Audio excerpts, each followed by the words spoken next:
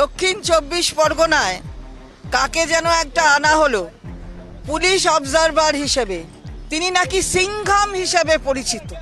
সিংঘাম, বাবা, সিংঘাম হিসেবে পরিচিত উত্তরপ্রদেশে যোগী আদিত্যনাথ যেখানের মুখ্যমন্ত্রী, তিনি সেখানকার এনকাউন্টার স্পেশালিস্ট। আমি তো বুঝে পাই না যে এনকাউন্টারের মানে কি, কখন এনকাউন্টার হয়, মানে তার মানে কি যা জেলে বন্দি থাকে তাদের বার করে দিয়ে তারপরে তাকে মারা, আসলে মারাটাই, খুন করাটাই তাদের হিসেবের মধ্যে পড়ে বলে তখন এনকাউন্টারের নামে এইসব হয়। তাকে পাঠিয়ে দেওয়া হয়েছে এখানে দক্ষিণ 24 পরগনার পুলিশ অবজারভার হিসেবে। তো সিংঘাম টিংঘাম যেখানে আছেন সেখানে থাকুন, কিন্তু এখানে এসে যেটা করছেন এ অবৈধ। এটা যে কাজ করছেন আপনি, এটার বিরুদ্ধে আমরা তৃণমূল কংগ্রেসের পক্ষ থেকে প্রতিবাদ জানাচ্ছি। একটা প্রার্থী তার বাড়ি চলে যাচ্ছেন, আচ্ছা কোনো পুলিশ অফিসার কি রেড করতে পারে? কোনো পুলিশ অফিসার কি কোনো মহিলাদের, তারা বাড়িতে কোনো পুরুষ নেই সেখানে ঢুকে রেড করে তাকে ব্যতিব্যস্ত করতে পারে? এটা কি কোনো পুলিশ অফিসারের কাজ?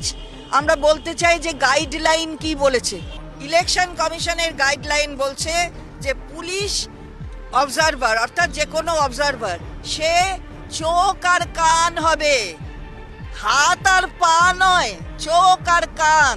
তার মানে সে পর্যবেক্ষণ করবে আর বলবে যদি তার কিছু বলার থাকে।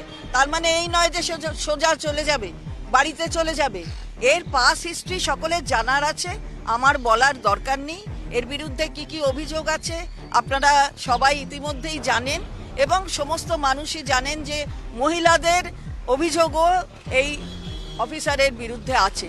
তো এই রকম পরিস্থিতিতে দক্ষিণ 24 পরগনায় এই ধরনের একজন পুলিশ অফিসারকে অবজারভার হিসেবে পাঠানো, এটা কোন আইনি পদ্ধতির মধ্যে পড়ে?